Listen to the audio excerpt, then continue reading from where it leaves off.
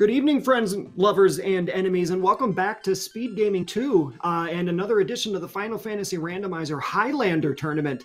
This is Ikman Maya, but you can just call me Maya.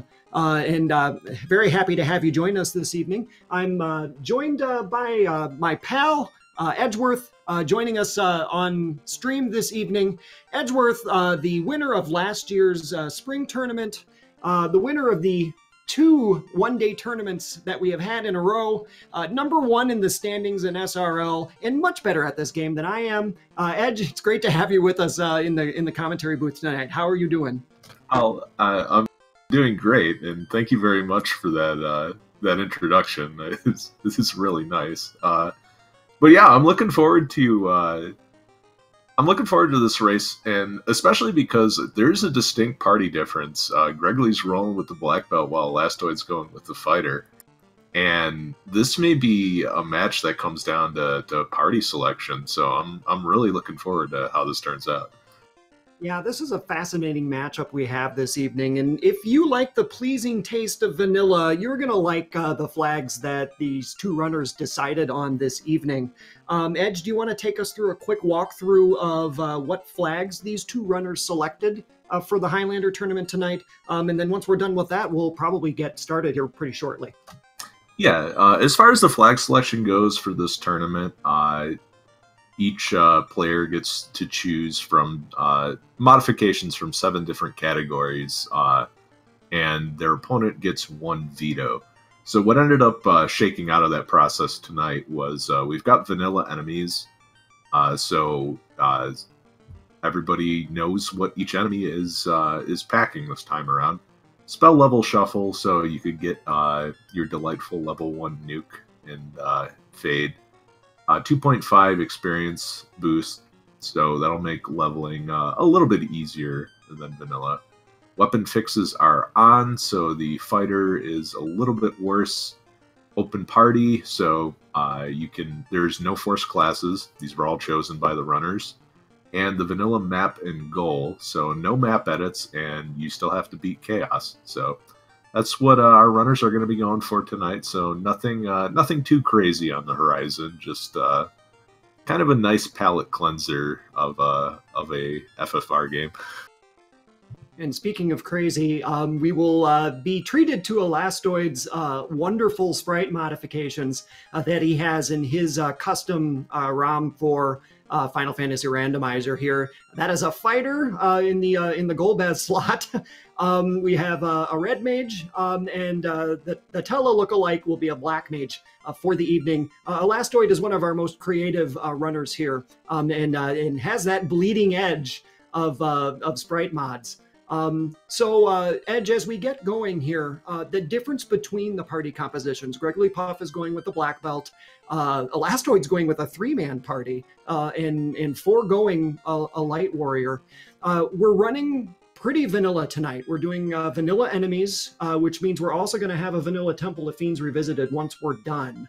What are you thinking about as these two different parties kind of square off against each other? So there's going to be a little bit of a resource management crunch. The Temple of Fiends with vanilla settings is definitely going to be longer than almost any other case that you would see, just because of the way the unrunnables shake out. Normally, if you shuffle those and you shuffle the ambush rates, Temple of Fiends actually becomes friendlier, but not tonight. And there's a lot of nasty stuff in vanilla Temple of Fiends. Frost dragons with blizzard, gas dragons with poison, unrunnable waters. Oh boy, it's going to be fun. And not only that, we have the fun and excitement of an ice cave this evening. And everyone loves ice cave, especially at low levels, so we'll get to see whether or not we head in that direction tonight. Looks like our runners are just going to be starting here very shortly. So, and we are off, and into Caneria we go. Let's take a look at that white and black magic. Well, we get our sweeping spell in Lit 2, and Edge Temper available at slot 1. That's got to be pretty good for both runners. Yeah, especially, you've got Lit 2, your early AoE, and then you're going to basically switch over to whatever else you've got in that slot. I'm curious to see what the white magic is. Gregory Puff bringing the white mage, and early fade would justify it pretty nicely, but I haven't gotten a good look at that yet. Yeah, I didn't take a peek at it either. Elastoid is already running northward towards the Temple of Fiends to go ahead and visit Garland and take care of the beginning of the game. Puff right behind him. We're going to have 3 chests on the left side of Temple of Fiends that our runners are going to be able to pick up some resources. Elastoid is headed in that direction now.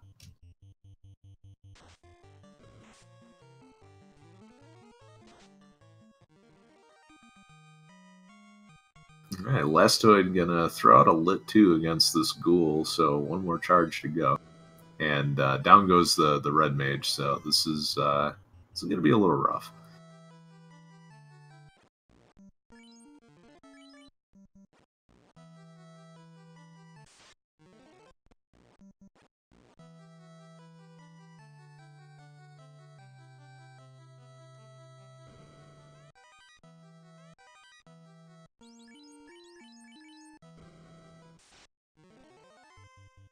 Both runners now heading back towards the front of Temple of Fiends to go ahead.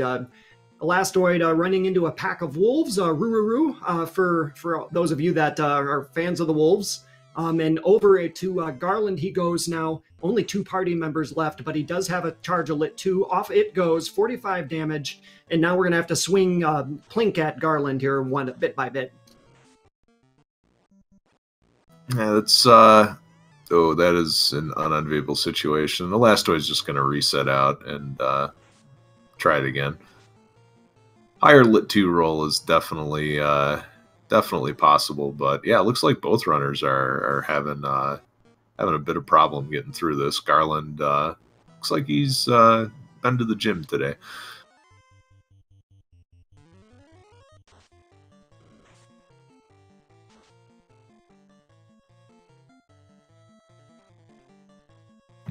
Puff gets through Garland, grabs that loot, and grabs his bridge. And he'll head back now down to Caneria. Let's see if he takes a peek back into the white magic shop and picks anything up here. Yeah, I think now... Ooh, we've got Harm 4, which is nice to have for any marsh or ice cave dives, but little out of the price range. So we'll see what Gregory decides to do. Elastoid is going to give this a 3rd attempt now on Garland. We've got a little bit of a roadblock here with just these 2 members. There's a charge of Lit 2 for 116 damage, taking Elastoid down.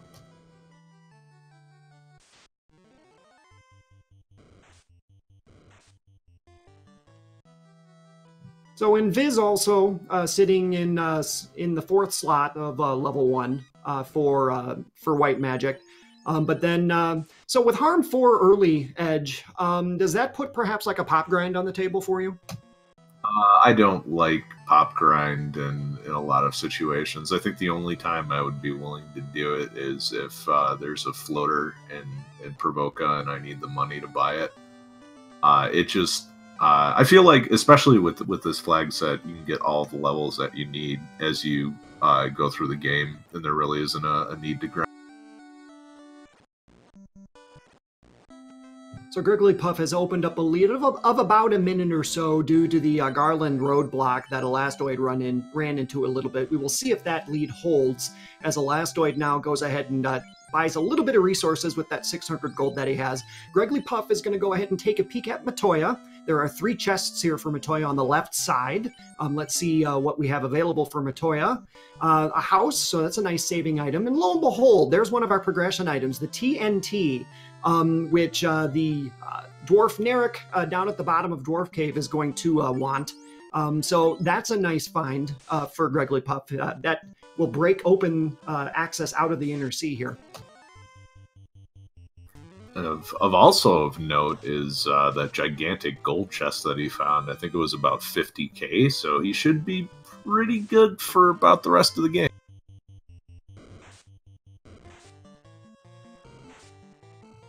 There's a nice swing and a connect for Puff. Gets his party up to level 3 now. Elastoid closing in, though, making up some time here.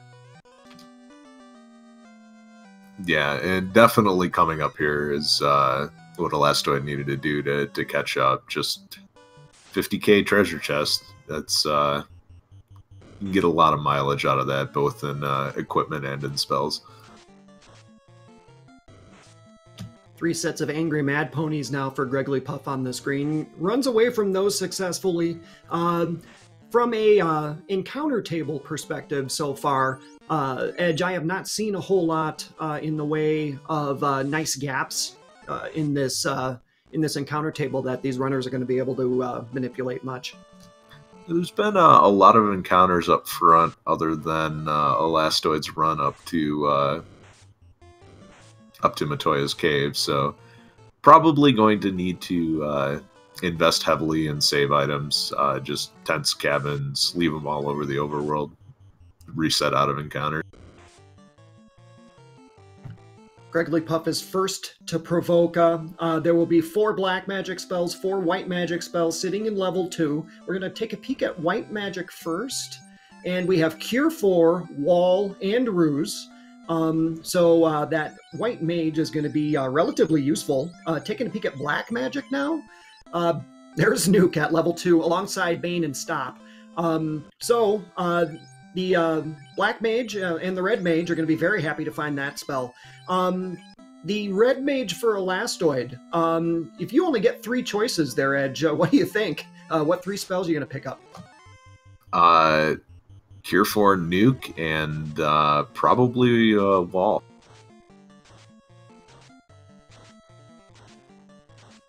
Elastoid went for the money first, and the money's being held by the pirates. Picks that up, and we'll go ahead and grab his ship. And Greg's going to check out the armor shop. Cheap chain armor. That's always very nice to see early in the game. So of note, Cure 4 and Wall both learnable by the Knight as well. So a Knight with Cure 4 is definitely a wrecking ball in Topher. Just have to see how the gear shakes up. But it's a very, very good white magic level for promoted.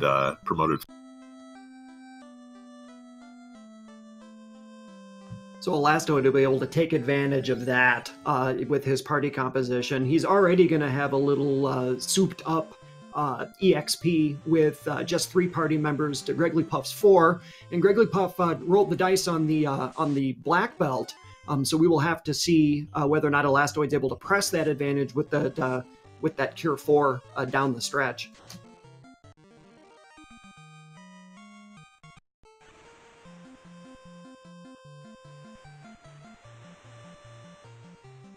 It's wonderful to have everybody with us here on Speed Gaming 2 on a Tuesday evening. You are watching the Final Fantasy Randomizer Highlander Tournament, which is a pretty unique tournament for our community. In that the runners that you are watching this evening get to select the flags themselves and challenge each other from a predetermined pool of settings. This was Elastoid's evening to go ahead and select settings for tonight, as we see Life 2 in the white magic shop. We'll take a peek in the black magic shop for level 3. And we've got Ice 3, Saber as well. And so Elastoid threw down the gauntlet, and we are going back to something pretty close to vanilla Final Fantasy. Vanilla enemies and bosses, vanilla map, vanilla end goal. We've got a little bit of a souped up XP on the table for you tonight. And an open party that we've seen so far as well. Now we're taking a peek at level 4 black magic. Life 2 was sitting back there in level 3. Edge, I didn't see what slot it landed in. Was it in an important slot? It was in number 3, so Knight gets Cure 4 and Life 2. So that is, you couldn't ask for a better Knight seed. So we're getting into the territory where Elastoid might even be able to think about dropping one of his other party members as well and running with a 2-man. Is that feasible in Vanilla Temple of Fiends Revisited? It sure is, especially if you have the Knight with Life 2. Just it's the issue is sort of the magic resistance. But if you decide to roll with a 2-man, the magic resistance is certainly going to be there and higher than you normally would. Higher than it normally would be for a 4-man party. So yeah, 2-man entirely doable. Grigglypuff takes his side trip over to Dwarf Cave to go ahead and cash in that TNT. So that is done for him. Elastoid, now having departed Elfland and done a little bit of shopping, is going to go ahead and leave Elfland at this point. Edge, I feel a little bit sad. I'm a little concerned we might not see Marsh Cave today. Well, I mean, the items could end up in there, so don't lose hope. It's entirely possible. But for now, looks like Grigglypuff is... I wonder if he's going to take the long way around and visit Elfland at the southern dock. You know, there's a good reason to do that as well. You can take a quick peek into the top floor of Earth Cave if you wanted to do so.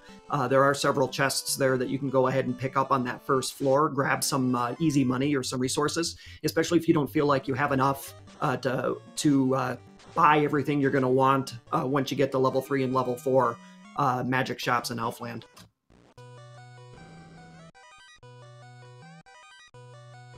I see Artea in chat, and Artea, I know, is known to dive into Earth Cave a little bit earlier than some other competitors would. And so I know that's a strategy I've seen him do from time to time.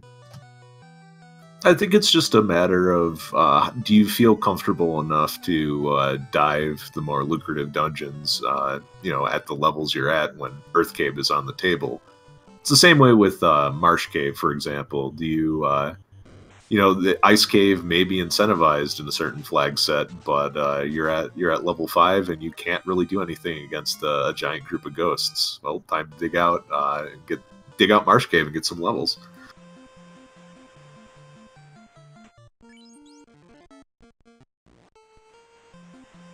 And here goes Elastoid out of the Inner Sea now, heading toward Melmond. So we will get to take a glance at the white and black magic shops here. Well, maybe not the white magic, because Elastoid doesn't have much use for that at this point. There's Fast and Quad X, and so the black magic in this game has fallen very favorably for both of these runners. Not a whole lot sitting there in white magic, but we pretty much found everything we're looking for in white magic at this point anyways. Yeah, a lot of it Red Mage and Knight learnable, so pretty favorable to Elastoid's party composition, right? So we move out of the opening act of this Final Fantasy seed, and we move now toward the second act, where our runners are going to either have to dive some mid-game dungeons. We're looking at Ice Cave, we're looking at Volcano.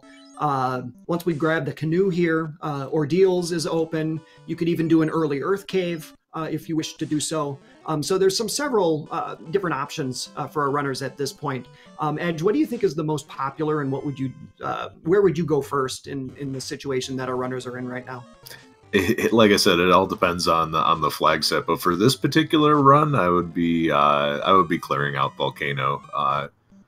Ice Cave tends to be really nasty, particularly with vanilla enemies, and so that's just at level 6. That's not going to cut it. Volcano might be tough at level 6 anyway with vanilla enemies. The Argoyles with Fire 2 and the Fire Hydrants with Cremate, they don't play nice either, but it's a heck of a lot nicer than Ice Cave. Elastoid picks up his canoe, which unlocks all of that progression.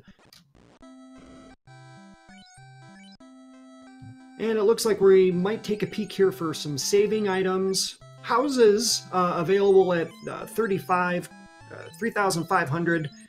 Cabins at 235. That's a nice cheap pickup there. You'll be able to grab some saving items. Don't want to leave without a couple houses though as well, especially if you're planning on sticking around for a while. Grigglypuff, hiding in a marsh here. What direction are we going? And lo and behold, it looks like we're going to Marsh Cave. Awesome.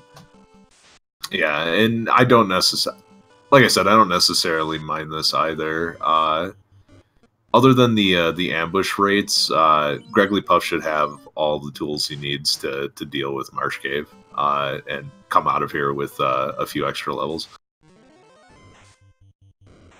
I don't mind the volcano dive either, but like I said, the enemies are going to be nastier, and it's going to be you may take a death or two in there. Just as long as it doesn't take you the amount of time it takes Gregley to finish Marsh Cave, not necessarily a bad decision. So Gregley Puff is rolling the dice a little bit and looking for a progression item or something important and valuable in those 13 chests here in Marsh Cave that he can reach. Elastoid decided to avoid this dungeon, and so we will see whether or not Gregley finds something that breaks the game in his favor.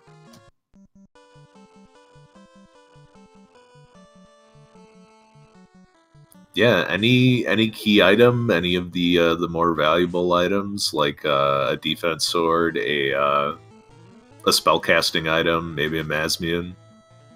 Get a lot of mileage out of that. Elastoid playing with the Hydras and Ochos, which are evil in any randomized seed, not just vanilla. Takes a big wallop out of his party, so he's going to start to dip into those resources already before he gets to the volcano. There's a power gauntlet. And so that's huge for Gregley Puff, especially with the party that he has. That power gauntlet's going to be very useful for that black belt. Yeah, it may not be as valuable with plentiful temper, but it's still you can still get some use out of it for sure.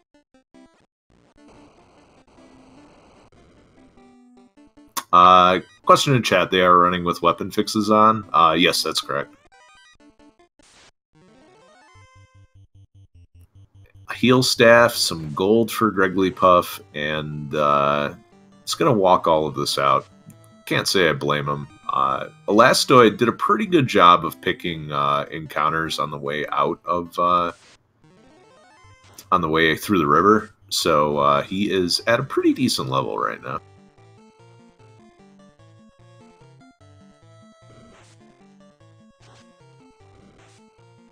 Elastoid now dives into Volcano and is going to start to work on these strong enemies, stronger enemies than Gregley Puff's going to run into. There are several chests here available, including here the one in the switchback path. Double fires now. These are vanilla enemies with vanilla strength, but you still do not want to mess with them. And so out come the nuke charges, and down go the two fires. Already looking at level 11 for Elastoid, so he's on his way. Picks up a coral sword for his efforts. Yeah, so he's at a level 11 right now, but he still has to make it out, and a pack of Argoyles is just going to ruin his day if he doesn't get good turn order. So still not out of the woods yet, but making pretty good progress so far. And yeah, I would definitely heal up to full if I was in his shoes. So that fighter already has 300 HP. It's the mages are the ones that you need to really be concerned about here. And we're already starting to run a little bit low. Oh, hello, Squint. There's Paralisks being their vanilla selves.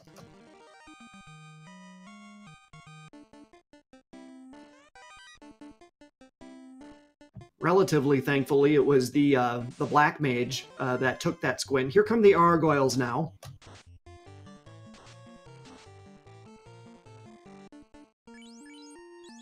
Gets away from that encounter. Yeah, the Fire 2 rolling a little lower than normal. The magic resistance on mages in the early game is absolutely awful. So, and oh yeah, here's some scorpions.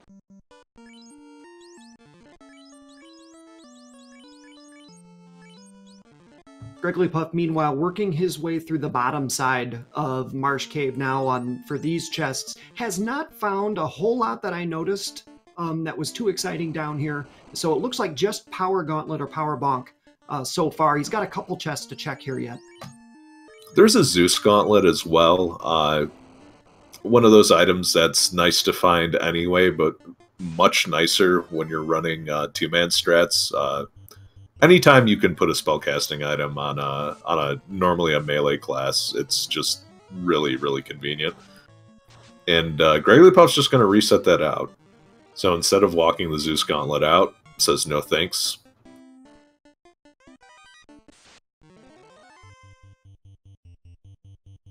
Elastoid still working on the armory floor here.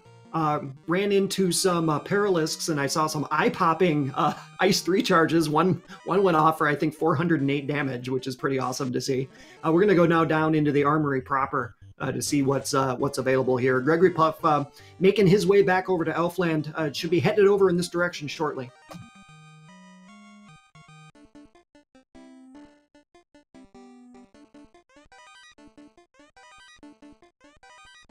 And so the big payoff for Volcano is this room right here, just a massive chests. It's pretty rare that you don't find something at least useful here, so even something along the lines of an ice sword would be a welcome sight.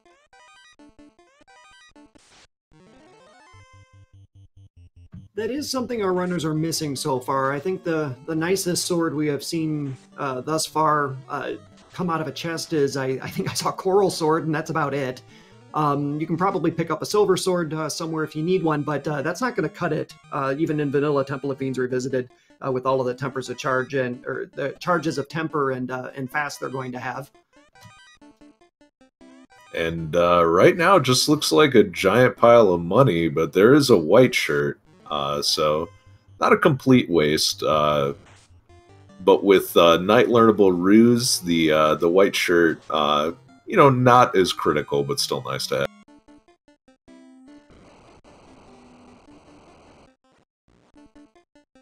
So we're in the opening stages of this Final Fantasy Randomizer Highlander Tournament, and this is one of soon-to-be 3 different tournaments that are going to be running here in the Final Fantasy Randomizer community.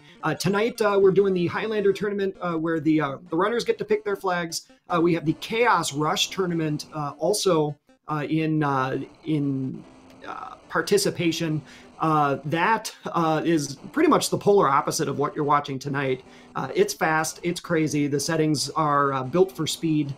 And then our spring tournament, if you're interested in joining that, is about to start rolling in about 2 or 3 weeks. And so signups are being taken for that now. It's going to feature shuffling of entrances, floors, and towns throughout the entirety of that tournament. And so if you like Final Fantasy Randomizer, you're going to have a whole lot of streams and action to watch here over the next couple of months. So there's a question in chat, what is Quad X? That is a spell that will instantly kill any enemy under 300 HP as long as they don't resist the death element. So with vanilla enemies, that's super useful to have because you know exactly how much HP everyone has. 301! Got it. It's, sorry. I used the wrong comparison operator. Edge and Artea, SRL's number 1 and 2 respectively, correcting each other live on stream for all of us to watch. Gregory Puff finding Exit and Fade, now sitting at level 6 in White Magic. For the White Mage, that's useful for both of those if we can get the levels for level 6, but I don't know if we're going to have a whole lot of time for that this evening. With the experience the way it is, getting some fade charges is not out of the realm of possibility, but again, it's one of those things where is having 2 or 3 fade charges and access to exit at the end of the game worth more than just doing a 3-man party. Elastoid finding Adamant in one of the chests here in the volcano. Adamant will be cashed in for the Excalibur, and that's definitely a nice endgame weapon that Elastoid could use to go ahead and finish this off, assuming we find the tail so that we can class change.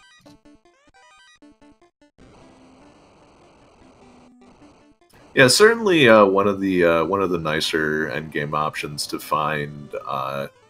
Just with weapon fixes on, kind of falls a little bit short in Temple of Fiends quite often, but with vanilla stats, should be able to make it through the game just fine.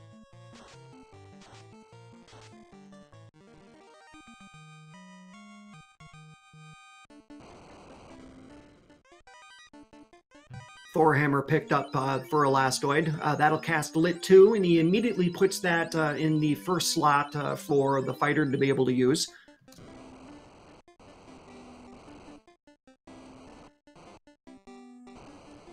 So Thorhammer, going to get a lot of mileage out of that in Sea Shrine for sure.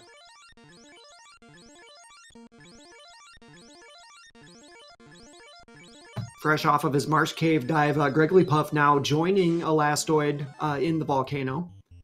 As Elastoid takes our first look at the Agama. That's a double nuke that was 337 damage, so we're not quite sure. Oh, and there's a crown, which is a required progression pickup here in Vanilla. We'll need to get that so that we can go find the Mystic Key. And the question begins now, Edgeworth. Is the floater key locked somewhere?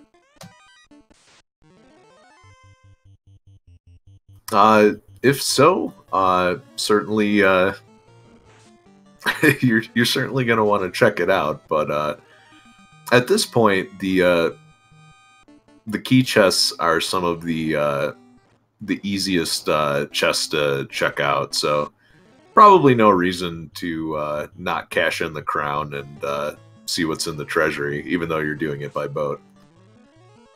So assuming that both of our runners safely get the crown out of here, Edgeworth, and that there are the floater is not found here, for example, in the Red Dragon chest or something, order of operations starts to come into play. You could go cash the crown immediately, and I've done that several times, where I'm like, okay, I found a progression item, let's go check the key lock chests, but you're going to do it by boat, and it's going to take a while. Ice Cave is also on the table. You could be sassy and go check ordeals if you wanted. From an order of operations perspective, where would you go, or what would you do at this point? I would definitely check the key lock chests, and it's just because anything that you can find in there would make finishing Ice Cave a lot easier. Just, I mean, the sorcerers with trance and death touch are bad enough. The ghosts with paralysis are bad enough. But if you can find a ribbon, gives you a chance against blizzard and frost getting thrown in your face. So just anything that you can do to kind of help increase the survivability. Oh, there's a ruby, but help increase the survivability of your life caster, I think, is a good move. Wow, that's another interesting find now for Elastoid, and the options just continue to open for Elastoid, because now the specter of a ruby-locked floater also comes into play. And so maybe that actually helps Elastoid's decision-making here, because you could go ahead and see what Sarda is hiding with the rod, which opens up Earth Cave. These runners are going to have several decisions to make here shortly. Yeah. We're peeking in on Carrie at this point. What are we worried about? Oh, I'm sorry, not Carrie. It's Team Rocket, everyone.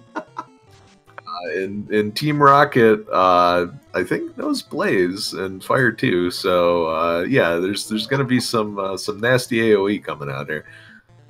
Yeah, Elastoid definitely enjoying his sprite edits here.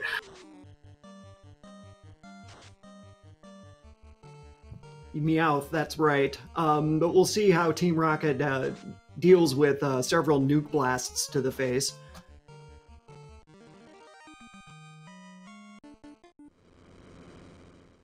And down goes the first fiend of fire, or rocket, if you prefer. And now Elastoid's decision-making needs to come into play here. So we will see what Elastoid decides, and apparently he's going to run in circles for a little bit, looking to burn off some encounters. Grigglypuff, about 3 minutes behind or so at this point, 3 to 5 minutes, depending on how quickly he clears out the volcano here.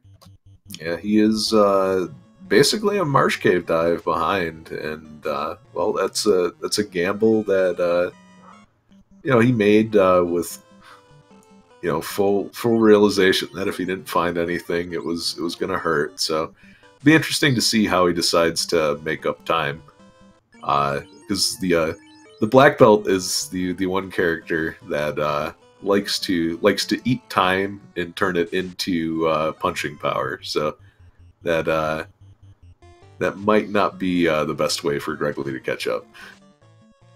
And Gregory's going to go ahead and reverse his way out of here. Use that one house he has to refill his magic charges, and down to the lower depths of the volcano he goes. Elastoid, moment of truth coming. Will it be the 16 chests in Ice Cave, the 24 chests in Earth Cave? We're going to go sail around back and forth to pick up some key lock chests, which might even put him into a marsh dive, because there are 3 chests down there. First off, though, we're going to pick up some gold bracelets at 24K apiece. Yeah, having completely cleared out the volcano and taking all of the fights on the way down, Elastoid is filthy rich, and you can even throw that iron armor out if you want to, but he's gonna go for it. All right. Although I would definitely prefer seeing some steel armor in this place, but I guess a gold bracelet will do in a pinch.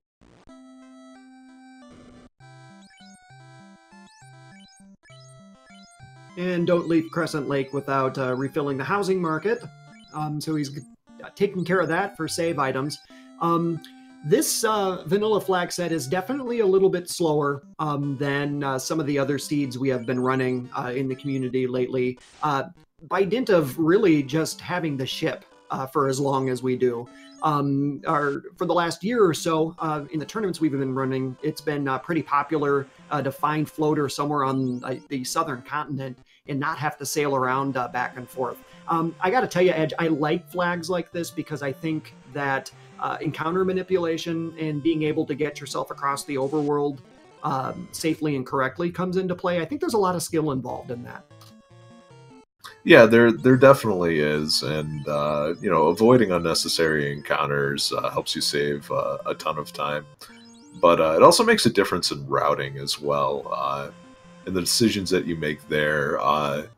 Do I collect 1 or 2 key items, or do I knock this quest out first before that quest? It makes a big difference.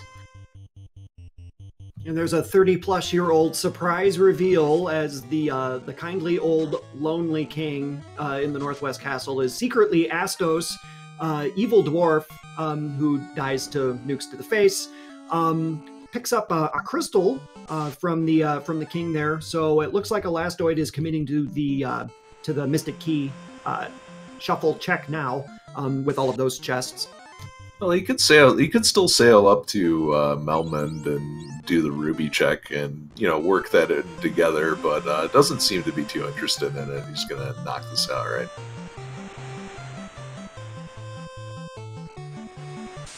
So we're 30 minutes in to this relatively vanilla Final Fantasy Randomizer seed that these 2 runners are encountering.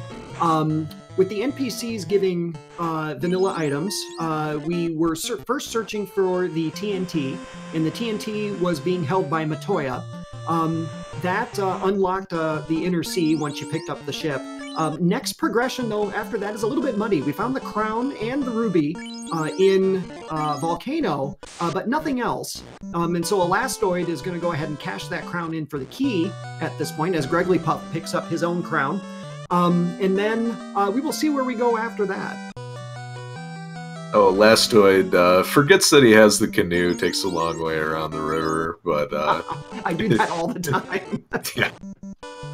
But is about to crack open a large amount of chests, so we'll see if there are any loose progression items in there.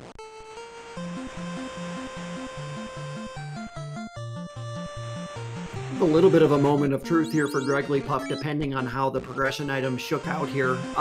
This checking the Red Dragon chest to grab the ruby is not a gimme. It's a relatively out of the way chest, and so we'll have to see whether or not Gregory Puff takes the time to do that or gambles on skipping that chest. The Red Dragon chest is one of those chests that you would likely skip if you feel like you're running low on resources. So all depends on how Gregory Puff has been managing the spell charges, chipping away at this Agama with Lit 2.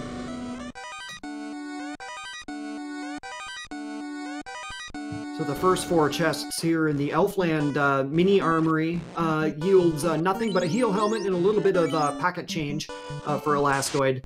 And so that's the first of several places Elastoid can go now to check free chests. Caneria, Dwarf Cave, right side Temple of Fiends, Northwest Castle, and Marsh Cave still also in play now.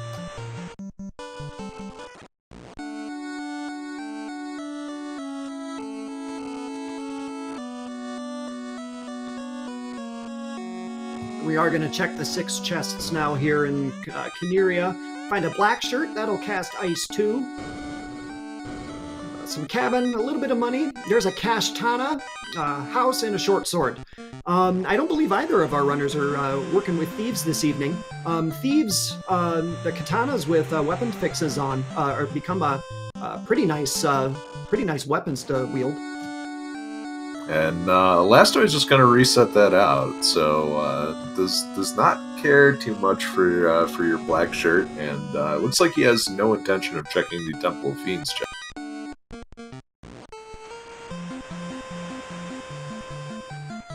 Alright, so that leaves Dwarf Cave, Temple of Fiends right side, Marsh Cave he's sailing away from as we speak. That'll be in the back of your mind, though. That'll tickle in the back of your head whether or not you needed to go there. So we'll see whether or not Elastoid succumbs to that. Yeah, I mean, there's always the top of Earth too.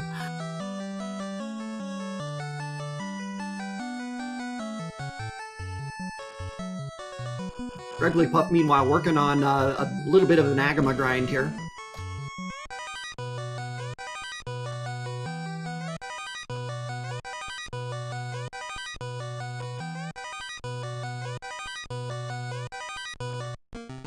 Hey, we found a great axe. Wow, it's in an iron gauntlet. It's a giant pile of junk so far. Where is Elastoid headed?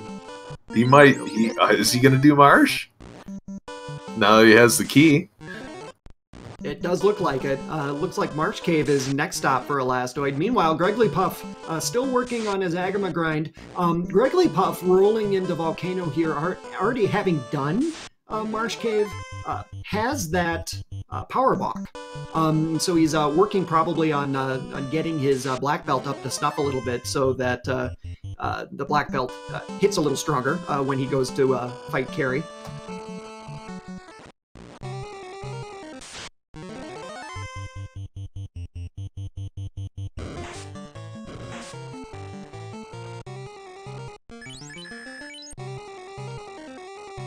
Elastoid puts his fighter back at the top of the party and is going to go ahead and dive the bottom of Marsh Cave first. We know the power bonk is hiding at the top of Marsh Cave, and so that'll be interesting to see whether or not Elastoid decides to take a peek up there. What we don't know is the identity of the key lock chests down here, so we will have to take a look at that. I see some other regulars of Final Fantasy starting to wander into the chat room. Hello to Farron, and hello to Will Cleosis. Thanks for joining us this evening. And thanks to all of you for watching tonight, Final Fantasy Randomizer Highlander Tournament. We're in the opening stages of this tournament, and so it is going to be a long-winded, long-running tournament over the course of the next several weeks. Into the next couple months at the very least. And so if you like this type of Final Fantasy action, we're going to be bringing it to you relatively regularly over the course of the spring and into the summer.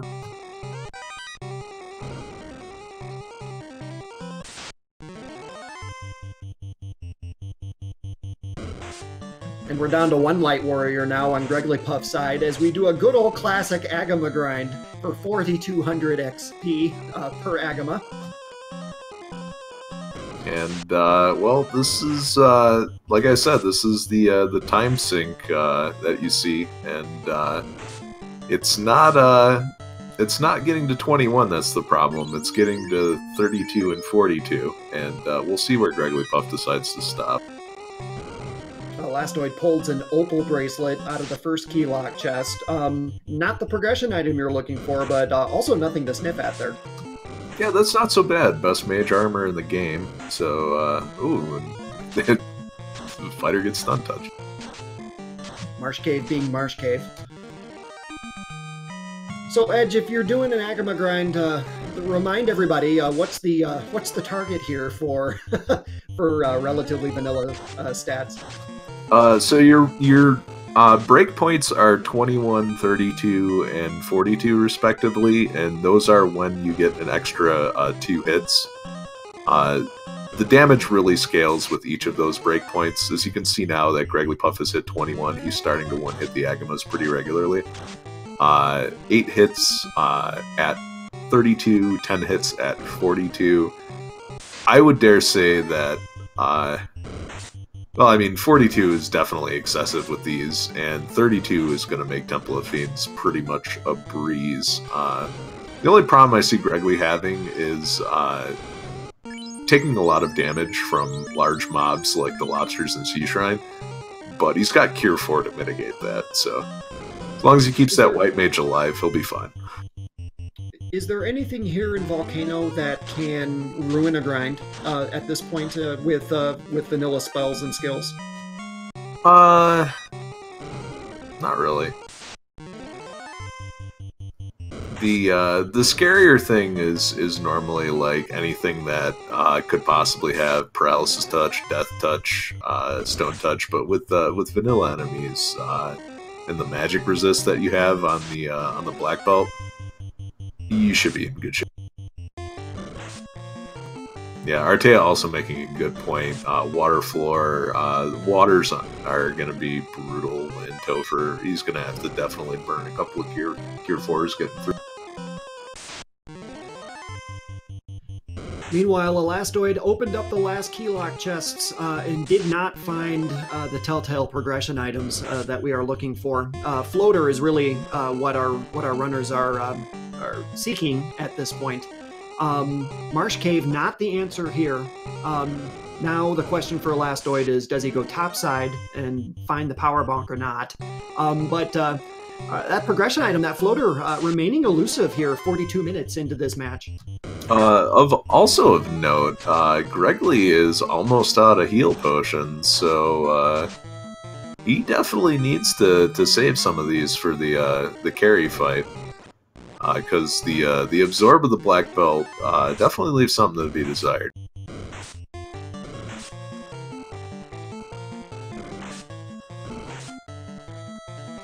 Elastoid not resetting out of the bottom of Marsh Cave, wants to keep something he found down here, might be that opal bracelet, but found it something enough in order to go ahead and try to run all of this back out. Yeah, Opal Bracelet and Zeus Gauntlet both down there. I don't know. I think it would be worth resetting out, especially because we're running vanilla stats, but Elastoid likes what he sees, and he's gonna carry all of that gear. Gregglypuff almost at 32, so just a few Agamas away. If he gets good turn order, he should come out of this with just enough healing to take out Carrot. Elastoid electing to not save. I don't believe he went outside to save, and so he's heading topside immediately. Taking on the lovely enemies of Marsh Cave. Well, he's gonna find that power gauntlet, so it won't burn him to to not be able to reset out of this. And he's already pulled the heal staff out from his trip downstairs through the link check. There's the power bonk. So he has found that and picked that up. It's a nice consolation prize for not finding the floater you were looking for. And look at this, Edgeworth. He finds the power bonk and says, "No thank you, I'm done here." And off he goes. Yeah, so he didn't keep anything out of his marsh dive, which is kind of interesting. If you feel like you didn't find anything of value in the bottom, I feel like that's the point when you reset, and then go check that. Yeah, ran right by the exit. So he had the opportunity to save what he had found down on the bottom side if he wanted to. Elected not to do it. Went topside, found the power bonk, and elected not to keep that either. And so off he goes. He's going to play for speed, probably, feeling a little bit unhappy with his decision to try to dive marsh. We're going to go now and cash in the ruby and grab the rod next. Grigglypuff is dangerously low on health, and I don't quite know what he's going for. He does not have enough heal potions to really sustain this. He should have gone at 32, I think. So, at this point, if he gets the first turn on carry, that's definitely a pretty big punch. But, yeah, 300 health, it's definitely a little scary, especially if you run into red giants or fire elementals on the way down. Also of note, he is not going to find the ruby here unless he comes back later to take on that red dragon. He does get the first punch off. Wow, 8 hits, 752 damage, and so RNG, friendly to Grigglypuff. Cool as a cucumber, just like he planned it. And he's through the volcano. So yeah, there's the grind in the books, but like you said, no ruby. So if Floater ends up deep in Earth, this is it's gonna be very, very painful for Griggly.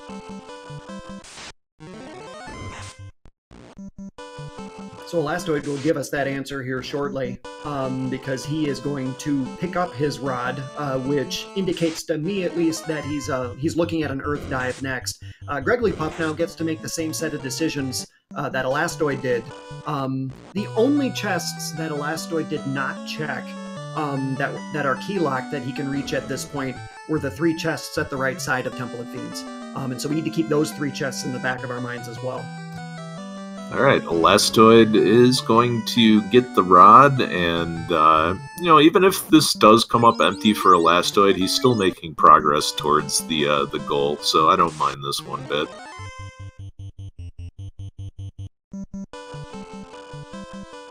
Titan was also hiding a set of Opal armor. Opal armor will be very nice for Elastoid if and when he class changes to put that on his knight. Yep, just as strong as the dragon armor, but without the benefit of fire and ice resistance. But if you have a ribbon on the fighter, it doesn't really matter. Speaking of ribbons, we have also not seen yet in this seed, and we've been opening quite a few chests. None of those 3 all-important ribbons have been cited yet either. And hello to chat to Final Fantasy. You are watching Final Fantasy. Maybe it's a game you've heard of.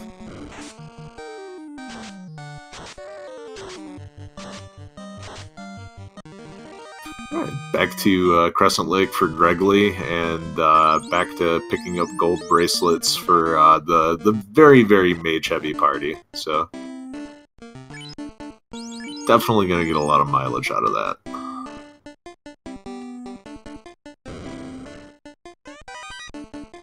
Elastoid picking up the Vorpal Sword immediately resets out. Good boy, Elastoid. Vorpal Sword with weapon fixes on as opposed to off. I hesitate to ask you this, Edge. Do you want to give us a little bit of a breakdown of what the Vorpal Sword does between the 2 settings, on or off? So the Vorpal Sword hits about as hard as a Bane Sword normally, and that's something that you typically wouldn't be excited about, but it also has, I think, a roughly 30% crit rate. So it's very good at chipping through monsters that have a lot of absorb. With vanilla stats, I don't know, I would definitely favor the Excal or the Masmian if available. But when you start getting into higher and higher stats, the Vorpal becomes more and more reasonable of a play. And it's also not a bad item to put on a secondary character that's going to be dealing damage. So if you have a thief or a red mage that's out of spell charges, they can get some decent chip damage in as well. So we're watching Grigglypuff go ahead and do what Elastoid did a few minutes ago. He's going to go ahead and take on Astos next. Astos should be no match for for a black belt punching for 833 damage in this instance. Yeah, and Gregory's just gonna wind up and punch him for 800 damage. So no big deal. There's this there's just a bloody spot on the floor where there used to be a dark elf prince. No deal. Elastoid starting to dig out Earth Cave. 24 chests here. 8 of those are rod locked, but Elastoid does have the rod that was given to him by Sarda. So he can full clear this dungeon, and there's a fiend down at the end of it. So this play makes a lot of sense to me because you're looking for progression and you need to be here anyways. Picks up a Sun Sword. Sun Sword is nice to find at this stage. Well, not only a Sun Sword, but an Aegis Shield. So that is the best weapon that we've seen so far, and with all of the with all the temper charges available, should be pretty easy to take out the final boss with just the Sun Sword. So looking pretty good equipment wise for Elastoid. I see a discussion in chat from probably old people just like us, reminiscing about Final Fantasy I and manuals with paper. For those of you that were born in the late 20th or early 21st century, manuals were paper documents that were included with video games that gave you instructions on how to play the game. Those died out about 10 years ago. Yes, we're old. Well, I mean, what's the point of having a manual when a game forces you to sit through 5 hours of tutorial anyway, right? But how would I know what the A button does without the game telling me?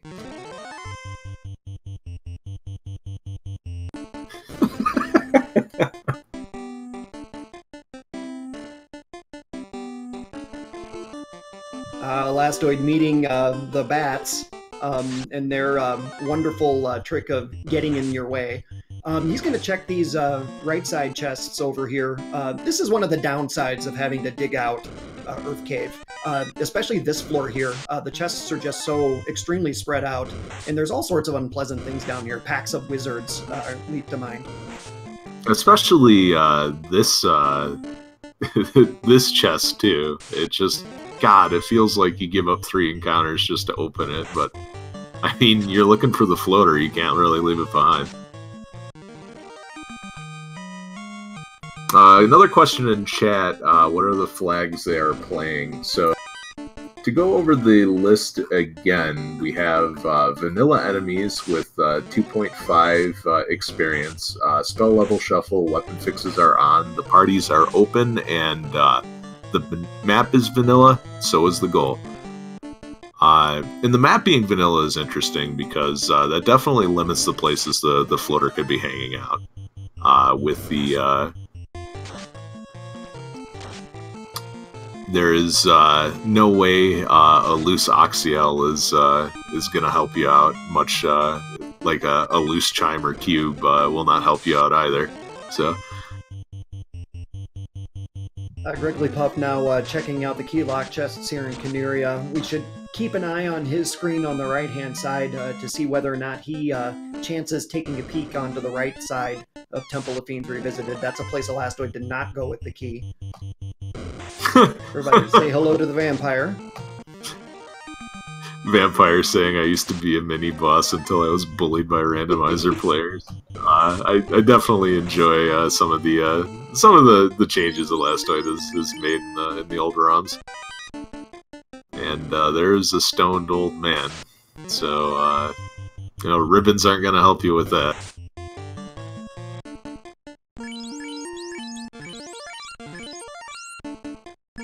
Yeah, looking back on these vanilla enemies, the game really gave no quarter throughout throughout the whole thing. We have not yet been to either the glorious Ice Cave or Ordeals, where even in Randomizer, if you're playing with vanilla enemies, you get to deal with fun things like Death Touch sorcerers waiting to greet you. And then like 6 or 7 packs of gargoyles and Ordeals. Not so fun. It's almost as if they're avoiding them. I can't understand why.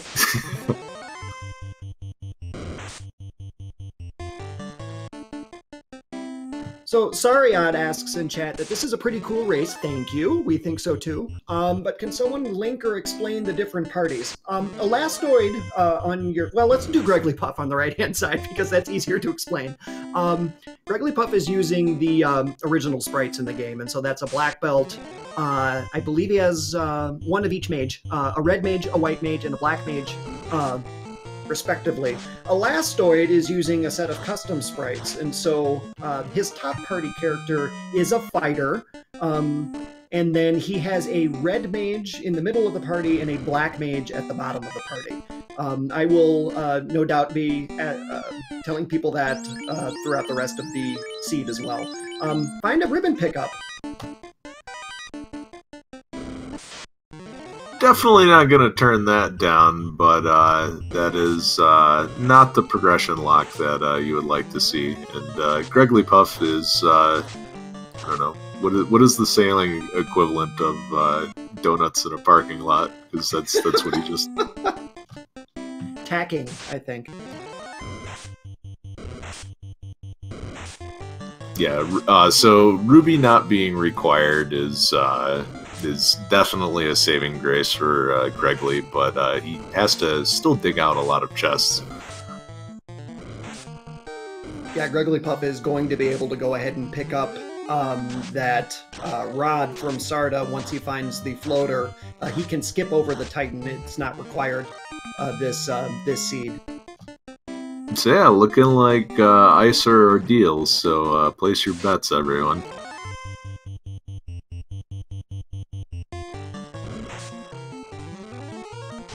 Yeah, I hesitate to even ask you, with party composition, do either of our runners have a advantage going to either ice or ordeals at this point?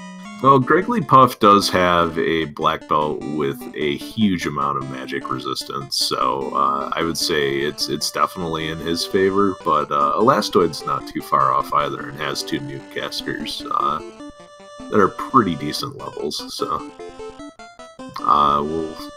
we'll see as soon as Elastoid just shoves these bats out of the way how this shakes out.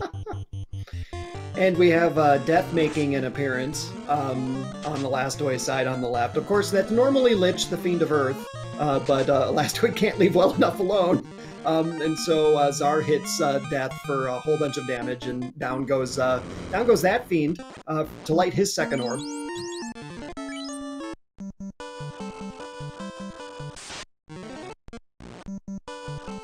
So that is 2 progression items now that have trolled and not yielded the floater he seeked.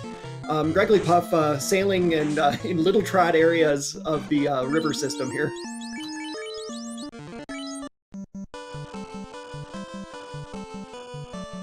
Yeah, and another question in chat.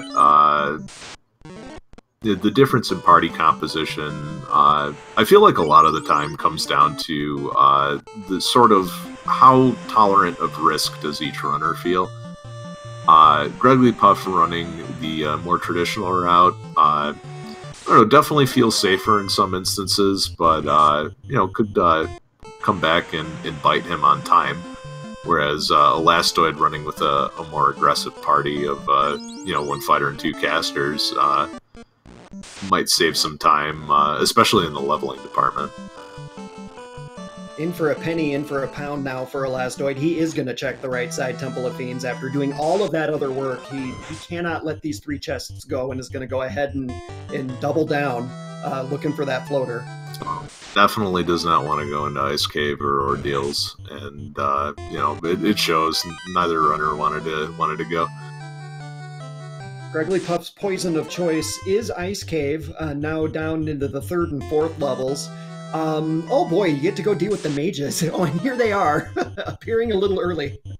Yeah, and of note as well is the fact that they they do not have warp or exit, I believe. So they're gonna have to do this the long way, the vanilla way. So Grugglypuff gets through 2 mage encounters, now into a pack of images and raids. Elastoid sailing in the direction of Provoca, and we'll go ahead and tackle Ice Cave from this direction. Yeah, and you really have to take most of the groups out in here. A 9-pack with Paralysis Touch is going to wreak havoc on you unless you have pretty high levels across the board. And the Frost Dragons with Blizzard, Sorcerers with Trance and Death Touch. None of it is good. But it's good for us, the viewers, because we get to watch these runners navigate the ice cave of your nightmares, just like you remember it 30-plus years ago. Grugglypuff using those early nuke charges to good effect here to go ahead and burn down these enemy packs. He's now down to the lower side of Ice Cave. He has to remember that, well, they're the Frost Dragons with Blizzard, but also that he's going to have to get through this twice. And another question in chat, do the runners know their opponent's party? They do not, and that is kind of the secret information. So I think Elastoid would feel a lot better about his chances if he knew that Grugglypuff had to grind up a black belt. But after checking Martian and not getting anything out of it, he probably feels pretty bad. So that can definitely make a difference in decision making of each runner, kind of where they feel they are with respect to their opponent, who they can't see. Frost Wolves now with Frost on Grugglypuff's side, and you can also tell, Edge, from where we stand at this point, that this has rubber banded back in toward Grugglypuff's favor, because he has not had to full clear Earth Cave or check other places yet. If Floater, wow, there it is, lo and behold, Floater is here, and so that's the progression item that these runners have been looking for. Yeah, also to keep in mind, though, Elastoid has cleared Earth, where Grugglypuff only has a single... and 2 party members that get rubbed, too. But only has a single orb lit, so... Earth has got to be pretty quick for Greggly, but that's still an advantage in Elastoid's side. Yeah, advantage for Greggly, though, that he has a level 37 black belt that he took the time to go ahead and grind as well. So, assuming he finds the other progression items he needs in a pretty quick fashion, he is really he's more ready to go for the end of the game at this point. Question in chat: is there a 1-ribbon limit? There are 3 total that are shuffled among all of the chests in here. So, yeah, possibility of hitting 3. Will Cleos is also pointing out that Grugglypuff has a charge of exit, so that's going to save him quite a bit of time. He's going to miss the second cycle going through here.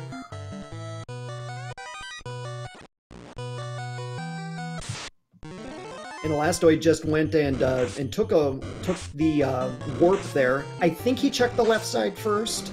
I don't think he left that chest unchecked. Ooh, oh boy, maybe not. He just reset way back out of Ice Cave. Boy, I don't know if he meant to do that or not. Well, he's got to go back in, which is definitely the right decision. But yeah, he did not check that left chest. I don't know. That's definitely something that I would try to avoid doing. Grugglypuff, meanwhile, is out with the floater, and probably feels pretty good about it. So back in to Ice Cave, Elastoid has to go. He's checked a couple chests there, but bit of a unfortunate break there for him. Grugglypuff is going to go ahead and take that floater and go ahead and move to the third act of the game now that the floater's been found. And he is on a roll at this point.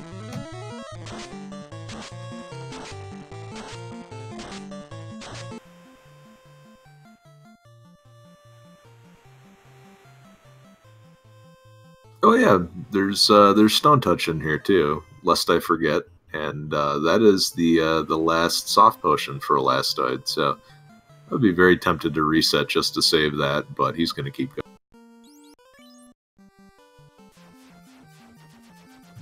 So our first runner is in the air 1 hour, 5 minutes in, and he immediately lands into some mountains. We'll get used to flying here shortly as we go ahead and check Gaia next.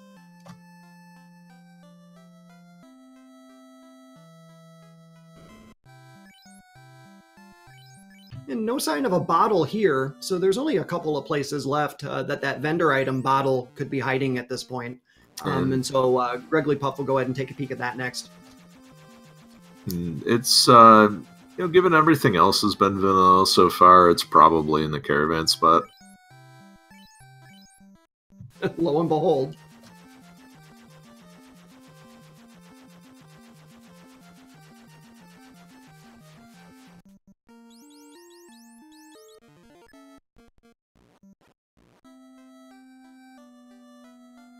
So Elastoid is working his way back down to the left side of this chest with this floor with all the holes in it, so that he can make sure that he knows what that chest is.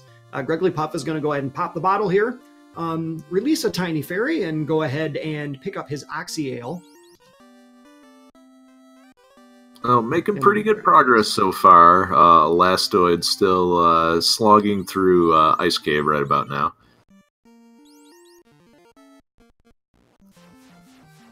So for gear, Greggly Puff has a level 37 black belt. We can't forget that.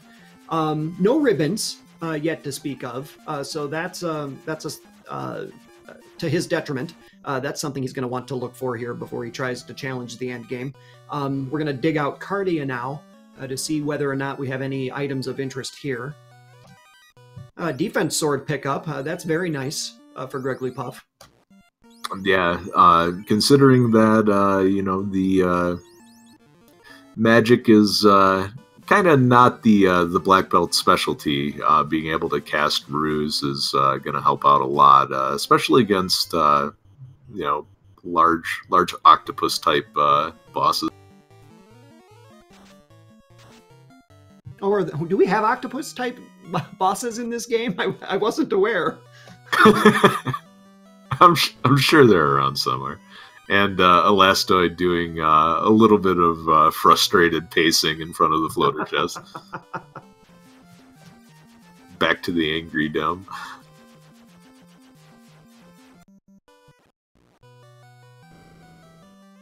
A question in chat, does bottle only get shuffled when the other flag is set for incentivized items? I believe so.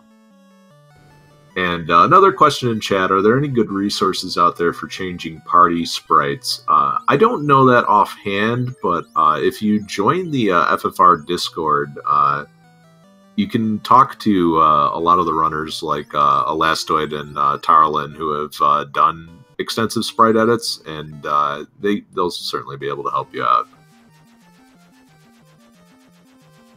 Greggly Puff did find his first ribbon in Cardia, and so that is a very, very nice find for him, and probably one of the key things he was looking for to go ahead and feel more comfortable about finishing this off. Cardia has been plundered, and so off we go next up to the waterfall to see what we have there.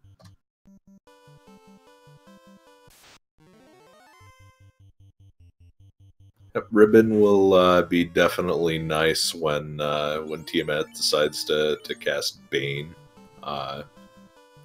But I think a lot of the instant death stuff is kind of buried deep in the other fiends repertoires, so you should be able to get away with having that ribbon on one of the other characters for quite a few of the fights. Yeah, you definitely do want that ribbon for the Tiamat fight. I blundered really into Tiamat 1 in my first Highlander Tournament game against X-Ice Blue with no ribbons into Tiamat, and took a Blizzard to the face, Poison to the face, Blaze to the face. I'd forgotten that Tiamat had all of those spells, or skills in vanilla.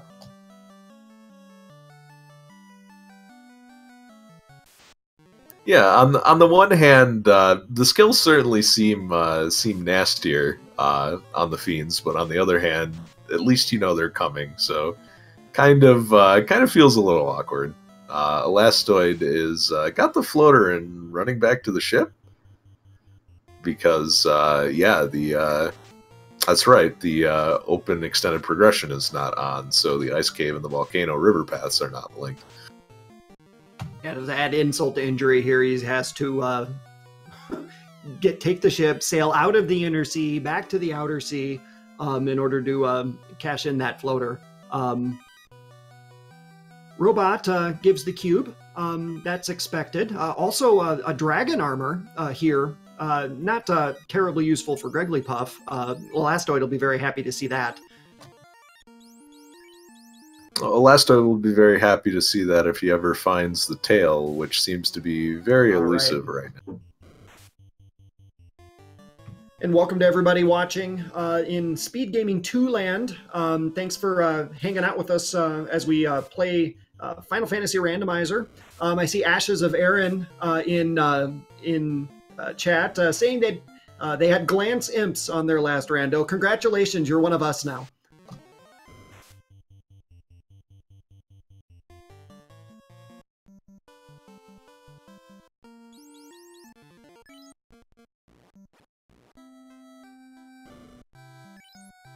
Also, our dev team is starting to pop up in chat a little bit too. Hello to Nitz. Nitz has been in his compatriots have been working very hard on a refresh of the Final Fantasy Randomizer website. Wait until you see what they have in store for us. You're going to think you've been warped back to I don't know, 1998 or so with their web redesign. It's pretty awesome. So, interestingly, there is level 7 life as well, and, well, you really cannot have too many life charges, so Gregory's going to pick up another cast of that. Elastoid takes to the air at 1 hour 12 minutes, so that's about 7 minutes behind where Grigglypuff picked up the floater, and so that is the difference so far between our two runners. Now we will have to see down the stretch whether or not Grigglypuff is able to keep that lead open, or whether or not Elastoid with his 3-man party is able to close this. Yeah, and right now Grigglypuff is missing the really missing the rod and the slab to finish out. The tail is one of those nice to have but not required items in a black belt focused party. So we're going to check the reverse C room. This is locked by the Mystic Key, and it yields the Bane Sword in this seed, which is a nice pickup to find. Yeah, not too bad. Gives the White Mage something to do in the Tiamat fight.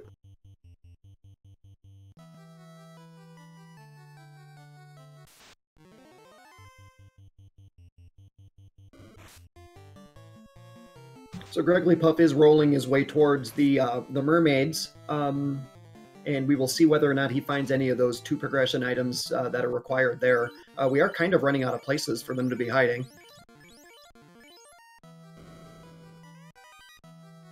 I guess we could go visit the entertainment that is Ordeals, just in case we didn't get enough Stun Touch or Death Touch Sorcerers. It would be crazy if there was a required item in Ordeals, though. That would, because that would definitely be a lot of full clearing on the sides of both runners.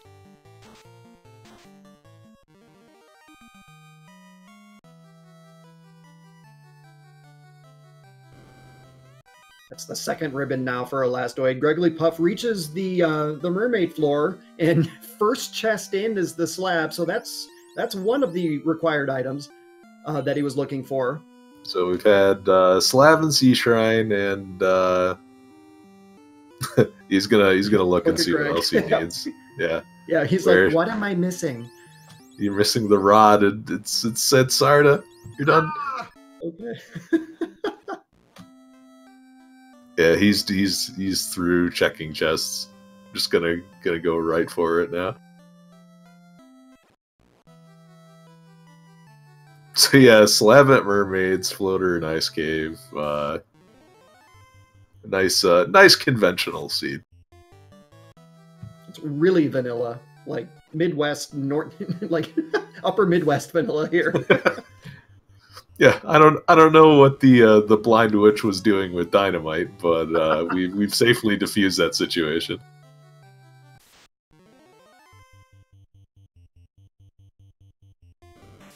Yeah, Elastoid right behind too. We'll see if he goes left or right first. So Elastoid still needs to do a quick dive of the waterfall. That is one place he has not been, and looks like he's going to go ahead and take care of that first.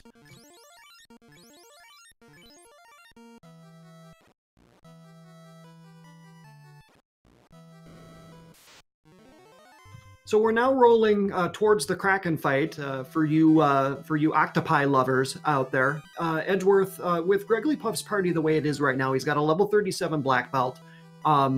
That's good. Any concerns with how this encounter is going to play out for him? It really depends on if the fiends get punch happy, because with the black belt of that level in the HP pool, you're not really concerned about spells. You're more concerned about Kraken punching you in the face, Tiamat punching you in the face before you can get your evasion up. And so that's going to be the big deal. Also, ambushes for mobs like this are going to be pretty unfriendly too. Yep, even in vanilla, the lobsters are no fun to play with.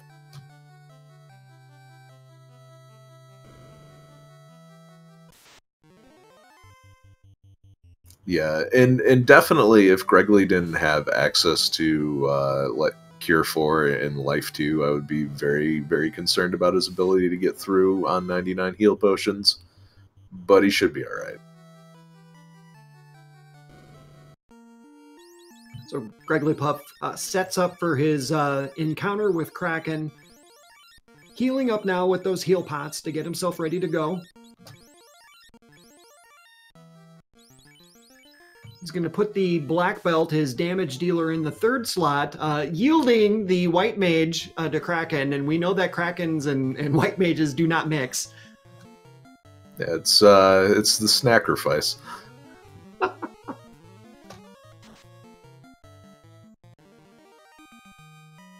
But a nuke charge and some slapping from the black belt saves the white mage for another day. That's the second orb now for Greggly Puff.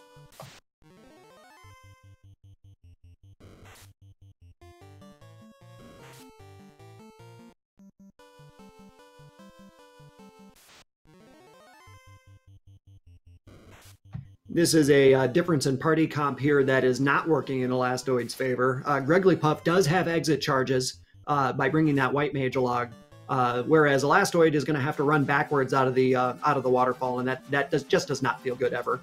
Yeah, not finding warp at 6 or even learnable at 7 is that's the risk you take when you go red mage, black mage. Usually works out most of the time. Not today. And thank you for the 3 bits from Zardia, who is suggesting how much the Vorpal should sell for in most games. It's good to have you in chat with us, sir. I don't know. Even then, that seems like a ripoff. This is a perfectly good cat claw, just waiting to be bought.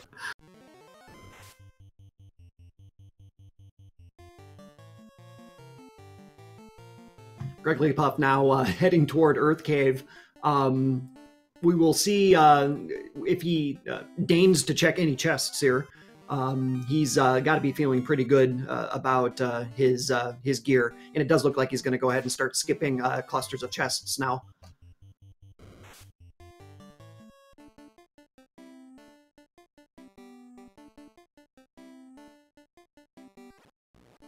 Elastoid makes his way out of the waterfall safely. With Greggly, meanwhile, with his cube. I was going to say Greggly, meanwhile, having some bat luck, but he got out of the way. Oh, God. Boo that man. The bats were not very friendly to Elastoid either. Elastoid had to sit there patiently while the bat decided to move down on level 5 of Earth Cave earlier. Ooh, cockatrices. Let's see if we have any stoning today. Nope. No, not too likely when they're punching the high level black belt. This is the other benefit that you see of a high level black belt is all of the Rurus run away. The vampire, however, is not smart enough to run away. Too late! Bye-bye.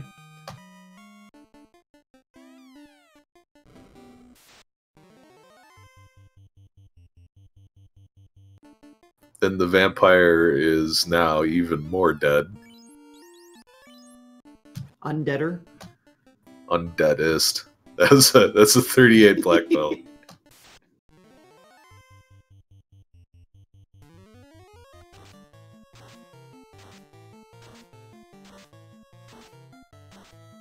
Elastoid's going to go ahead and chance the left side of Sea Shrine first before checking the right side. This is a play or a call that I make all the time, Edge. I'm curious as to your thoughts. If you're missing a progression item and you roll into Sea Shrine, do you do left side first or right side first? I do right side if it's more than one item. I do left side if it's only one.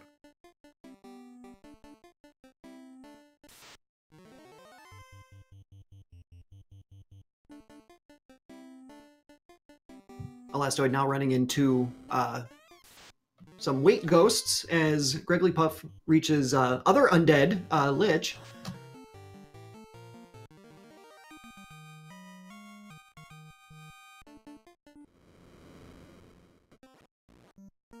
All right, black belt is at 39, and that is another orb down for Greggly.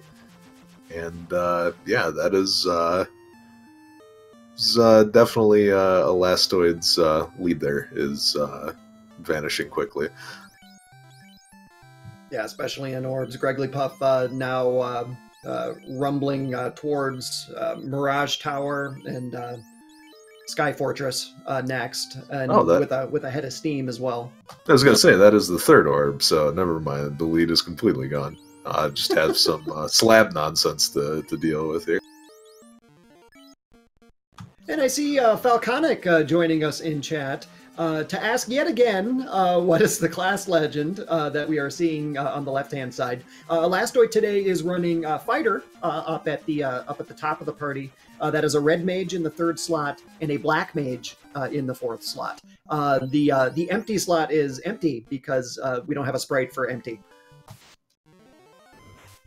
I mean, it would be the pirate if Elastoid put it, but. It could be Biggs or Wedge. I don't know. We could all give suggestions to Elastoid about what the null party member could be.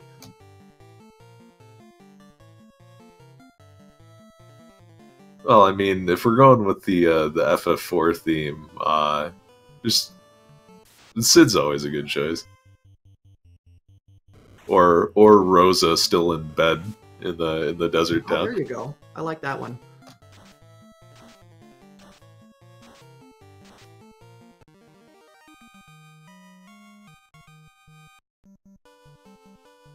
Grigglypuff now rolling up to the Lefane, home of the Toga people, to go ahead and pick up his musical instrument, or doorbell, if you prefer. And Elastoid finds the tail hiding out here on the left side of Sea Shrine. That's something Grigglypuff did not find. Does that confer any sort of an advantage at this point, Edge? I don't think it necessarily confers an advantage other than Elastoid, you know, with better equipment is going to run through less healing in Topher. But with Cure 4, it shouldn't take Greggly too much time to heal up after getting punched repeatedly by all of the unrunnables in there, 4 Earths, Fire Elemental, Water Elementals.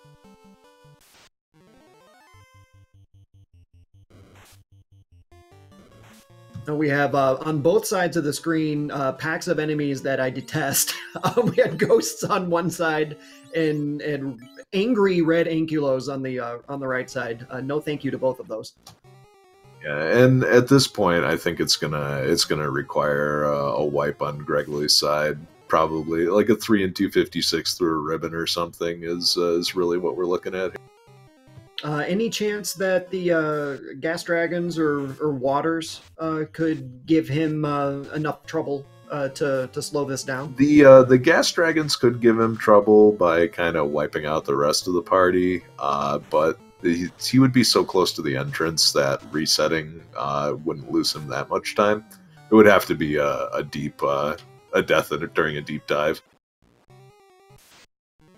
Something I'm not sure about that I'm going to take a peek at here later is whether or not the red mage is able to pick up a life spell. I think that's sitting at level 4, and I do not remember whether or not that life 2 spell is red mage learnable. That sort of thing comes into play because we're going to have a possibility of lich nuking, and if that takes the white mage down, then your healing is gone. Yeah, no, it's definitely red mage learnable. It was night learnable as well, so. Ah, got it.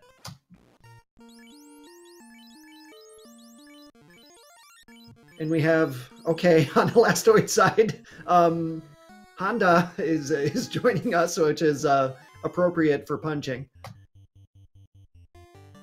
And yeah, down goes the black mage. So you know, as Krakens tend to do, 8 hits for a lot of damage.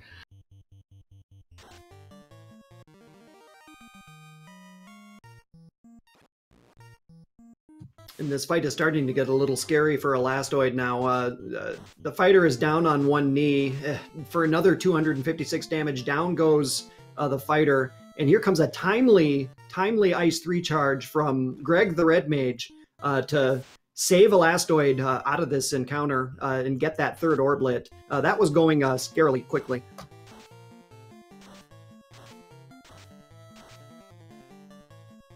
And it looks like Elastoid is gonna go promote, and if he tries to, if he's going for, yeah, he's gonna leave the slab behind. I don't quite know what he's going for here, but this is not gonna end well. No, it's not. It's gonna go ahead and maybe get some resources here in Gaia. He already has been here once. Gregglypuff finding the Bridge of Destiny, and lo and behold, there's Warmac, everyone, and Warmac immediately takes a bite out of the Black Mage, and down he goes. Greggly's going to think about whether or not he wants to try to take this encounter on. He's going to start the white shirt up. Down goes the Red Mage now. That's 2 critical hits from the Black Belt. Got about 400 damage out of it. We're going to go ahead and swing again. That's 200 damage now on the Black Belt. Warmac is punching away here. Go down now to a 4th level of encounters. White Mage casts that white shirt. There goes another punch. There's the result that Gregglypuff was looking for. 7 hits for 783 damage. And that Black Mage is now up to level 42. That's got to feel really, really good for Gregglypuff. And he's got casts of life too to bring his party back up. Yeah, he is just going to steamroll Temple of Fiends right now, so didn't really need the experience, but sure not going to turn it down. And so now we get ready for the Tiamat encounter. Remember that Tiamat here is vanilla, so we're looking for Banes, we're looking for things like Thunders, Blazes, Blizzards coming out of Tiamat. The White Mage goes to the top of the party to go ahead and give that white shirt some activity. Out comes Thunder for Tiamat. We have 9 hits for 602 damage, and a Brack cast from Owen is going to be ineffective. Bane also ineffective, but Tiamat is already reeling after 1 punch. So we go now to the second encounter set. Bane comes out again, and it's Poison Smoke terminated. Gregglypuff has all 4 orbs lit and is on a steamroll now down into Temple of Fiends Revisited. So look out, Chaos. Here's a 42 black belt with fairly vanilla enemies. So this is gonna go pretty quick. Really... Go ahead. He's got to say, he's got to feel really good about how this seed has gone. It's been pretty cut and dry for him. I think Elastoid's going to have some choice words for this seed. But for Gregley, this has gone pretty by the book for him.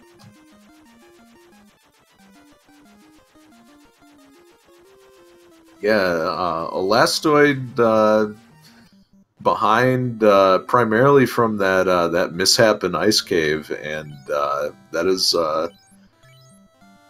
it's a pretty sizable grind by Gregley down in the volcano as well. So you know, it was pretty close coming into Ice Cave, but it's all been Gregley Puff from that point on.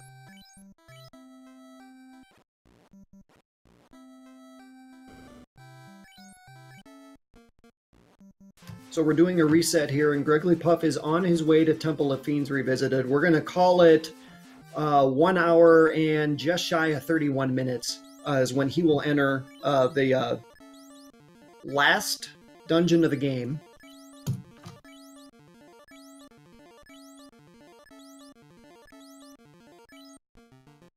And do you want to explain there, Edge, what Gregley was doing there? So Gregley is burning off one of his save items completely in order to move the heal potions into the lower left slot. That allows him to, menu a lot more efficiently than normal. And hey, that's a nice hero run against those frost dragons. Also, the bad men come out to play, and he gets a strike first on those. Here come the gas dragons. This is one of those unrunnable encounters that you have here in vanilla. They are going to cast poison. You can see it there. Now we just get to see whether or not his mages can counter all of this.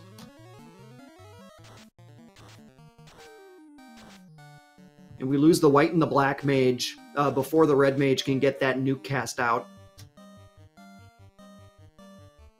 Yeah, and unfortunately, that's a high roll on the gas dragon that the black belt was punching. So this might be one of those resets, but he's going to burn through a lot in the way of resources just off of this fight alone.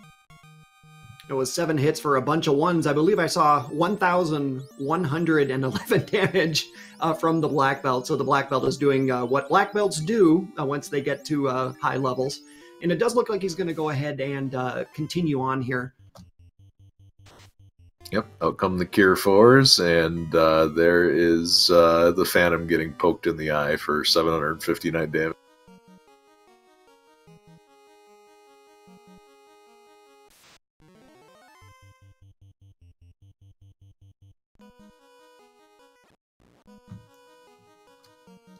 Question in chat, vanilla enemies? Yep.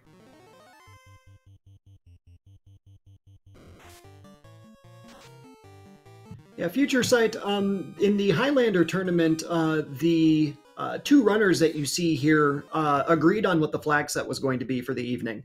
Elastoid was the one that proposed the complete flag set, and then Gregley Puff had an opportunity to veto one of the selections and transpose his own selection for that. But they both agreed on this flag set, which is vanilla enemies and vanilla bosses, vanilla map, and a vanilla end goal. The things that are different is that the party composition was open, so they could choose whatever they wanted. Magic levels are shuffled, so you can find nuke at level 1. And EXP scales were up to 2.5 times normal, or 2.5x. So that's where we are as we reach Lich, and his turn 1 nuke that we are not going to see because Puff punched for 1,600 damage.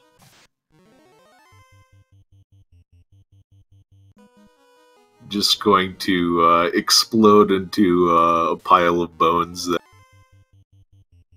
I don't even think there were bones left at that point. I just think it was dust.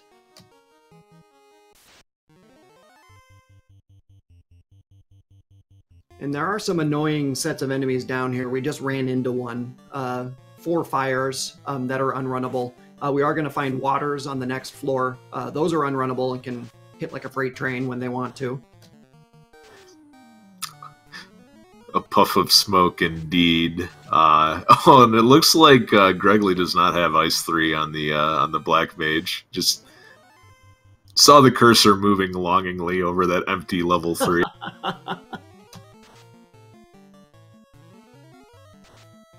Double nukes now as we encounter carry 2 from the white or from the black and red mage. But again, this is really the black belt show. All it takes is one swing once you get a black belt up to the high 40s that we're hanging out at now. Yeah, and so far we've not seen a turn from any of the fiends. They've just gone down in a heap. That is the power of the black belt, but you do have to invest the time to get them there.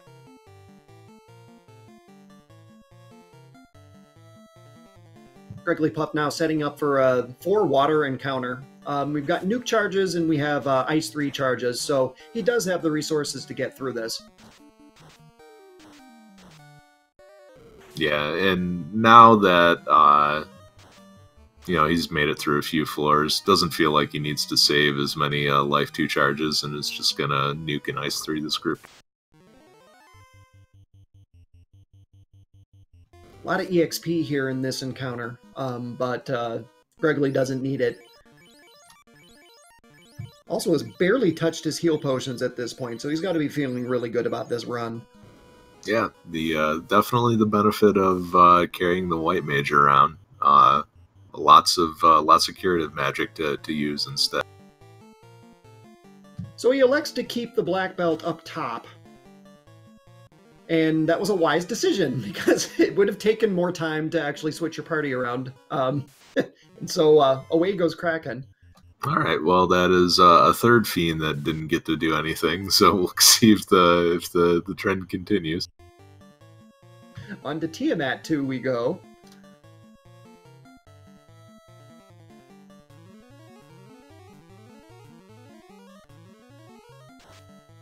And vanilla sandworms with crack. Feels bad for Elastoid, but he's just going to 2-man this on the way up. And Wigglypuff loses, both the white and black mage to a Bane there.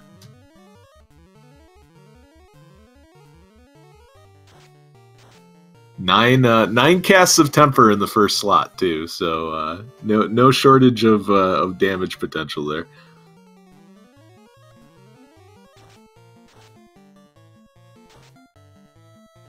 There was the third punch, takes Tiamat out. So Tiamat actually got to do something, so that's a little bit of a change. We've got a couple casts of life 2 left, and so we are going to head over to Chaos's area with a full party. We're at 1 hour 37 minutes as we see the Twilight Dance party. And down to Chaos we go. Yeah, and the Bane did come out, but no 3 and 256 shenanigans, so Gregory is in pretty good shape here. So this will be a vanilla Chaos, which means that Nuke is in the spell list, but it's going to be a bit of a ways down before that comes into play. We also have some skills on Chaos that we need to pay attention to, but it's really about turn order and making sure that black belt gets to do its thing. And so we're set up now with the black belt in the 3rd slot, white mage sacrificial hanging out in the 1st slot. Chaos is going to open with its first spell, Ice 3. 9 hits for 646 damage is a great start for the black belt, as Invis 2 comes out to go ahead and give a little bit of evade. Crack comes out for Chaos. That's a skill. And so we've done one spell and 1 skill now for Chaos. It's 8 hits for 870 damage. Chaos is rocking back on his feet now. Probably 1 more punch will be enough to do this. Inferno almost takes the white mage out, but with 7 hits and 691 damage, that takes Chaos out. Grigglypuff with an SRL time of 1 hour, 39 minutes and 7 seconds. So he made it through Temple of Fiends Revisited in 8 minutes from beginning to end. That's a great time. GG's, get those out for Grigglypuff. Congratulations to Grigglypuff for winning this first game of this 3-game set. Yeah, GG to Gregory. The black belt, little bit of overkill with these flags, but from Ice Cave on, this was pretty comfortably in Gregley's corner, and looks like Elastoid has forfeited. Yeah, but we do have a forfeit in channel from Elastoid, but it does look like he's going to go and run a little bit more. We're going to go ahead and bring Gregly Puff in.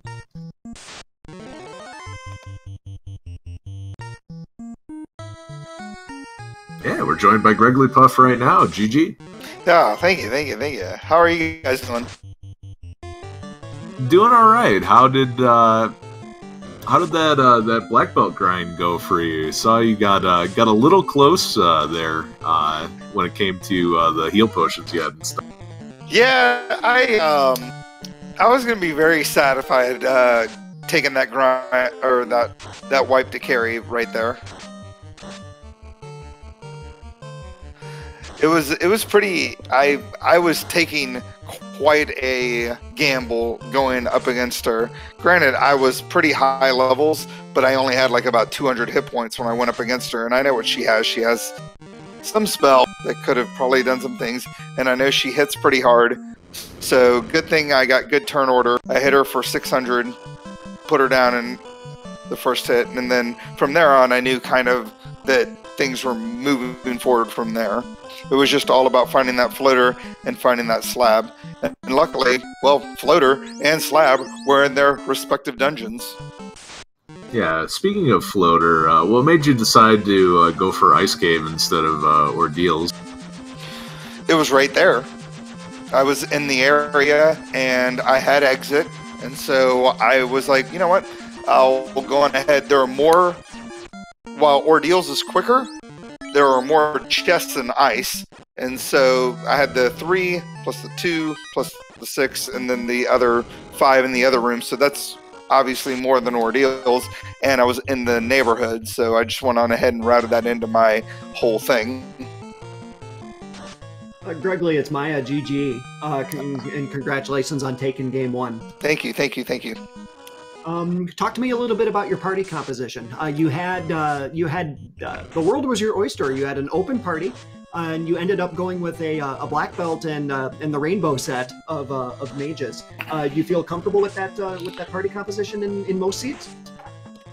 Not in most seats. Typically, I actually bring a thief along to make sure I can run away from battles when I need to, and I usually use white and black mage.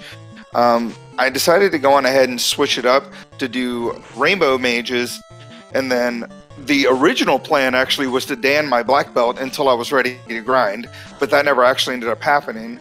So I just went on ahead and just kept him alive because he wouldn't die. Eventually got to the agama tile. I found the crown right in that room, and I was like, well, that's good enough. I felt pretty confident. And he wasn't killing them quite away, or he wasn't killing them quick enough at the beginning, and I just kept on ahead and just went at it until I eventually got to level 21 with him, and then he was just knocking them down left and right. Well, I'll tell you, when you go back and watch the VOD, you did give us a little bit of drama as well when you were playing in Volcano with next to no heal potions. You skipped the red dragon chest, and the red dragon chest in this seed yielded the ruby. And at that point, we did not know whether or not that was going to lead to a rod-locked floater. And so when you finished up with your Agama grind, did you give any thought to trying to take a peek at that chest over there, or were you so concerned that you needed to try to finish it without it? There was no way I was checking that chest. Not with the amount of hit points I had. I had like high 2s, and then I hit those red giants. One hit me. Or no, it was a Grey Worm, and one hit me and put me in the low 2s. There was just no way I was bothering to go through an Agama tile, a red dragon tile, and then back through an Agama tile again to check that chest. I mean, at that point, I had literally opened every chest I could possibly open. I was going to open every chest until I found what I needed to find, which was either the floater or the slab. and getting back down there wasn't going to be like, I don't think it would have been that big of a deal to try to get back down there.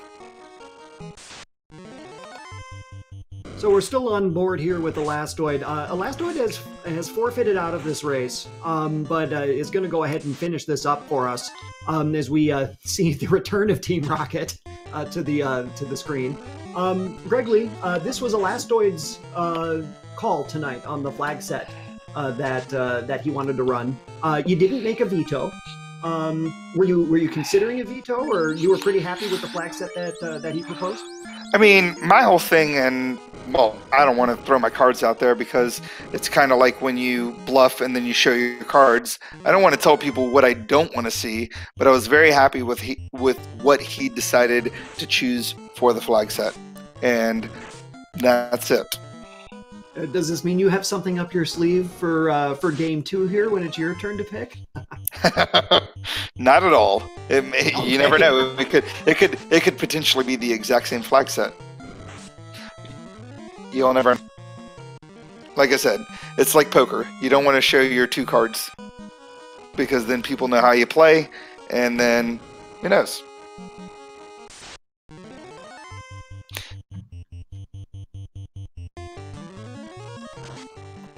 Elastoid bringing up his third party member to go ahead and take on Kraken Honda here, who opens with a lit 2. He's going to go ahead and fast up that knight, which will give him some additional swinging power.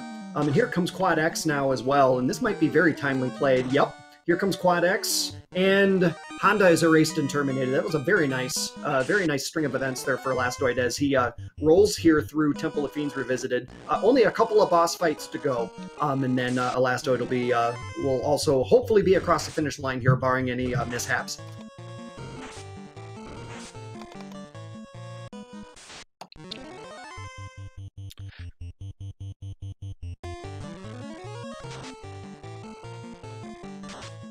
So now we have the boss of another game here on screen as Elastoid uses fast to his advantage again. I think that Quad X was a little bit early.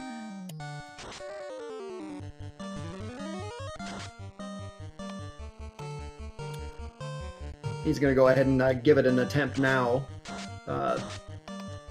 Tiamat 2 with Ice 2, and there's another swing that 7 hits 131 damage. Down goes Tiamat.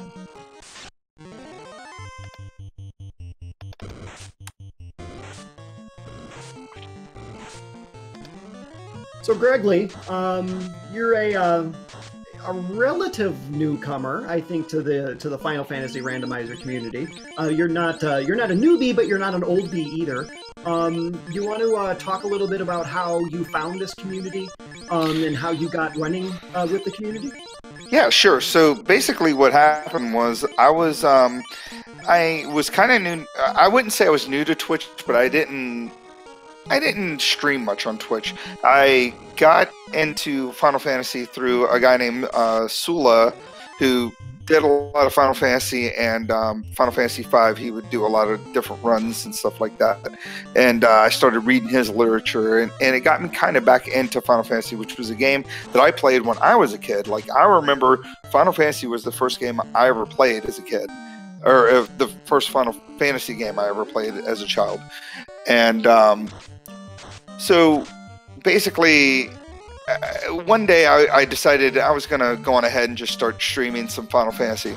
Well, Lord Fizzlebeef hopped into one of my chats and was like, hey, you don't know what you're missing. You need to be playing some Final Fantasy Randomizer. And I was like, all right, well, you know, I'm not like huge into... I don't know much about that randomizer stuff. You know, I'm an old man. I don't know what's happening, right? So he came back in. The second time I went on ahead and streamed me playing through Final Fantasy. He was like, no, seriously, just join the community. It's not going to hurt. You generate ROMs. It's not hard. You'll enjoy it. And sure enough, I joined the Discord, and all of a sudden I was like literally sucked into it. And this was back in October of last year, so I haven't been with the community that long. And sure enough, you know, playing through some stuff, getting used to what I'm doing, getting better at what I'm doing, and then as you can see, I'm out here racing, doing this Highlander tournament that Artea put together for us. All right, and get out your GGs for Elastoid, finishing out with a time of 1:49. GGs. And it does look like Elastoid will be joining us here shortly.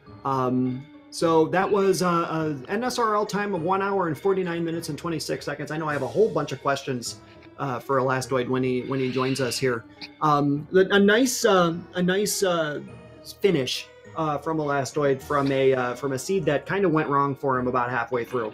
And so we will go ahead and see if he's ready to come in.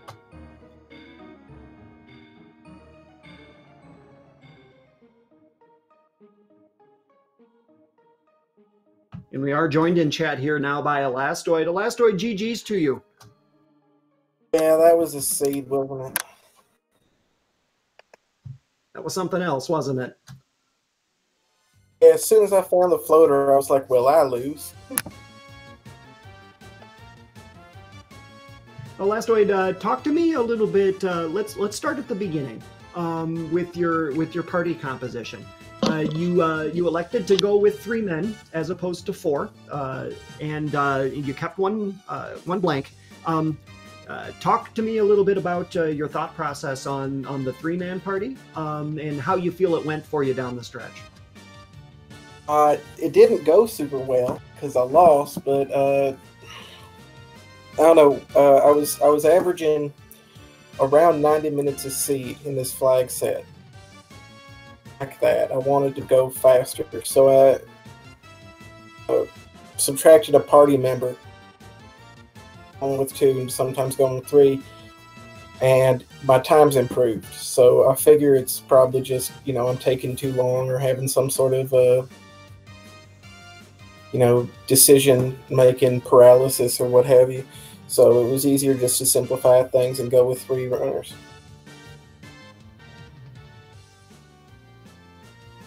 Next question I have for you, Elastoid, and Greg Lee. After Elastoid answers, I forgot to ask this question for you as well. The way that the progression items came to you, you found Crown in Volcano, and then Ruby was also in Volcano, which gives you a whole lot of different decisions that you have to make there. And we saw the 2 of you kind of do different stuff with it at that point. Elastoid, when you're in that situation, what takes priority for you? You ended up checking key chests first. You happy with that decision? Well, in retrospect, no, but I think that key locked is going to be the correct decision more often. Take less time to check. The amount of chests that you have there versus a 16 in Ice Cave, which would be the next best thing. Unlocked ordeals. It unlocked Ice Cave. It unlocked all the key lock chests. And because I had Ruby, it unlocked all of Earth Cave as well. So I prioritized first the key locked because they were faster, and then the Earth Cave because I was going to have to go through there anyway. If I'd gone with what was nearest, which was Ice Cave, I would have been flying like 40 minutes earlier. And that might have been different, but... Gregory, same question to you, because you were in close to the same situation. You did not find the Ruby, so that option was off the table for you. But you found the Crown in Volcano, and then you're sitting there thinking, okay, what do I do next? And you also went to go check the key lock chests. Yeah, I mean, it like the Elastoid said, it's the obvious play. You go out there, you've got 4, 3, 6 more plus 2, like 3 more. You've got so many free chests that you can literally check, and it's going to add maybe 5-10 minutes total to your game. And that's a lot of chests. That's more chests than there are in Ice. So the original plan was, well, I've got Crown. I found Adamant and Fire as well. So at that point, I was like, what are really the odds that there's going to be another key item in this place? Plus my low hit points finishing my Agama grind, there was no way I was checking that chest, like I said before, which is a good thing. Actually, it's not really that good of a thing. If I had seen the ruby, I probably still wouldn't have bothered doing ruby lock, checking Sarda, and doing all that stuff. I would have still probably gone on ahead, done key locked, and then head back to ice because I was in the same continent or hemisphere. Oh man, you didn't see Ruby? Nope. I had too low hit points. After my grind, I had no heal pots, and I had about 200-ish hit points after I was done grinding on Agamas, and I was at about level 37. And so instead of worrying about losing more hit points trying to get to that chest there, I went on ahead and just killed Carrie, and luckily I was able to kill Carrie. Oh man, that was... Like I said, as soon as I found Floater, I knew that I was at least 10 minutes behind. My frustration, I wound up doing something stupid and forgetting about Mermaid Floor. And like, yeah, I mean, it didn't cost me too long, but it cost me. It was just crazy. I mean, it was crazy that Floater and Slab were in their respective dungeons, just on different areas of the dungeon. I mean, hell, Slab was in Mermaids, just not in the right chest, and Floater was, on that floor before the Floater chest. Yeah, it can be rough when you have, like, we found TNT in Matoya's cave, so that means immediately the whole map is open, and I'm like, don't do that to me. Yeah, I know. Trust me. And I'd played through enough of these to where I was like, you know what? I'm still going to check Marsh. I know there's only like 13 chests down there, but the last 2 seeds I practiced trying to get through this, there were 2 loose items in Marsh. So even though I'd gotten the TNT, I felt like Marsh had to at least get checked out. And luckily, Powerbonk was down there. Not that I ever used it, but it was still down there. You got another question for us? I was actually just gonna see if either of you had any final thoughts here as we wrap up. I can't wait for game 2, Gregley. I'm gonna come back and get you. Well, I'll be honest. I can't believe I squeaked out a win there. I appreciate you having us, Speed Gaming, for having us, Maya and Edgeworth, of course, for you guys doing your thing and making what me and Elastoid did, slightly entertaining. So thank you for that. Thank you, Elastoid, for putting the flags together, and we'll see what I decide to choose when I go up against you next time. Yeah, we'll see what happens. Gloves are off now, man. Gloves are off. Well, as I said earlier, we have a whole lot of Final Fantasy Randomizer action coming your way in the next weeks and months as we work our way through this Highlander Tournament. We have our Chaos Rush Tournament also occurring in our community. That's over on our sister network, Randomania. And then coming down the pike here real fast is our 2019 Spring Tournament that's going to start up in a few weeks. Sign-ups are still open for that. And so if you're interested in joining us for that Spring Tournament, give a follow to the Discord that you see there in the chat. We'd be more than happy to get you up and running races with us so that you can participate and take part. But even if you don't want to race Final Fantasy Randomizer, absolutely still go visit FinalFantasyRandomizer.com.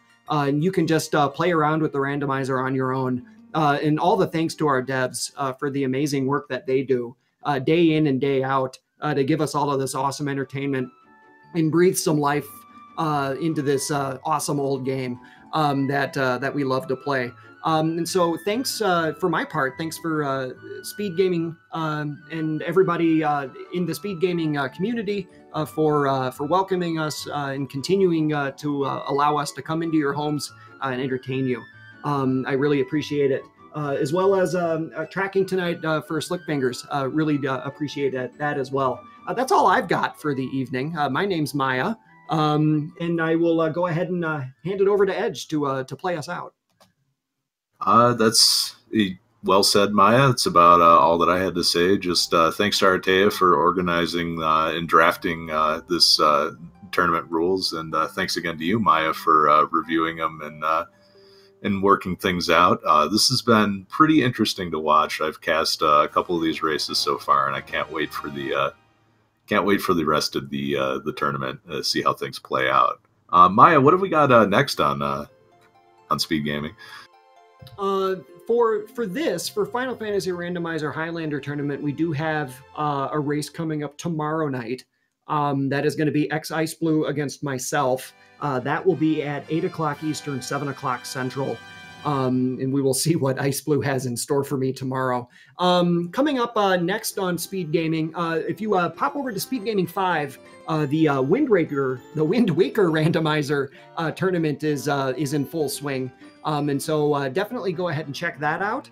And then absolutely take a peek at Speed Gaming's schedule because there's always something fun and cool going on that you can watch. And so we will go ahead and sign out for the evening. For Edgeworth, this is Ikman Maya, but you can just call me Maya. And thanks everybody for watching. Appreciate it.